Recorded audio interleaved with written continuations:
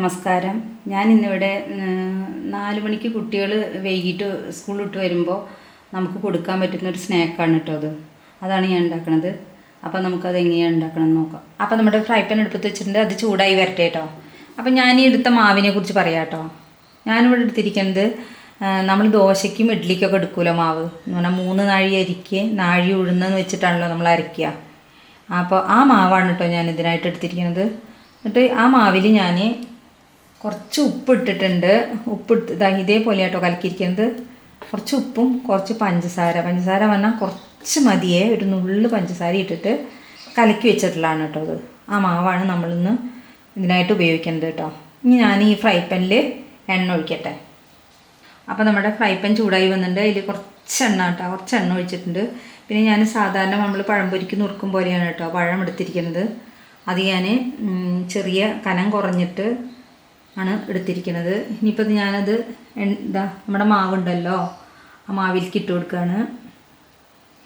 ഈ മാവിലാണ് കേട്ടോ ഞാൻ മുക്കണത്. നമ്മൾ പറഞ്ഞില്ലേ ഇഡ്ഡലി മാവ് പോലുള്ള മാവ്, അതിൽ മുക്കിയിട്ട് നമ്മളിതതിൽ വെക്കുകയാണ് കേട്ടോ.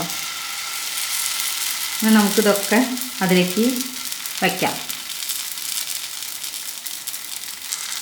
ഞാൻ കുറച്ചേ എടുത്തിട്ടുള്ളൂ കേട്ടോ. ഞാൻ വീഡിയോയ്ക്ക് വേണ്ടിയിട്ടാണ് ഉണ്ടാക്കുന്നത്. അതുകൊണ്ട് ഞാൻ വളരെ കുറച്ച് പഴം എടുത്തിട്ടുള്ളൂ. നിങ്ങൾ നിങ്ങളുടെ ആവശ്യത്തിനനുസരിച്ച് എടുത്തോളൂ. ഇനി നമ്മൾ എന്താ ചെയ്യണമെന്ന് വെച്ചാൽ, എനിക്ക് കുറച്ച് നെയ്യ് ഇതിൻ്റെയൊക്കെ മീതെ നമ്മൾ ഇട്ട് കൊടുക്കണം. അപ്പോഴാണ് അതിന് ടേസ്റ്റ് വരുന്നുള്ളൂ. അധികം വേണ്ട, കുറേശ്ശെ ഇട്ട് കൊടുത്താൽ മതി. അല്ല കൂടുതൽ വേണമെന്നുള്ളവർക്ക് കൂടുതൽ ഇട്ട് കൊടുക്കാം കേട്ടോ. ഞാൻ ഇപ്പോൾ വളരെ കുറവാണ് ഇട്ട് കൊടുക്കുന്നത്. നമുക്കിത് അടച്ച് വെക്കാൻ കേട്ടോ. അത് കിടന്നാവട്ടെ. നമുക്കിതിനെ അടച്ച് വെക്കാം ചെറുതീയിലാട്ടോ. അപ്പം നമ്മളിതിനെ മറിച്ചിടാൻ പോവുകയാണ് കേട്ടോ. അപ്പോൾ ഞാനിതവിടെ മറിച്ചിട്ടിട്ടുണ്ട് കേട്ടോ. അങ്ങനെ നമുക്ക് എല്ലാം ഒന്ന് മറിച്ചിടാം.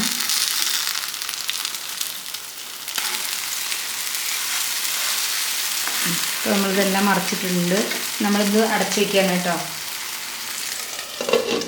അപ്പോൾ അതാ നമ്മുടെ പഴം കൊണ്ടുണ്ടാക്കിയിട്ടുള്ള സ്നാക്ക് ഇവിടെ ശരിയായിട്ടുണ്ട് കേട്ടോ.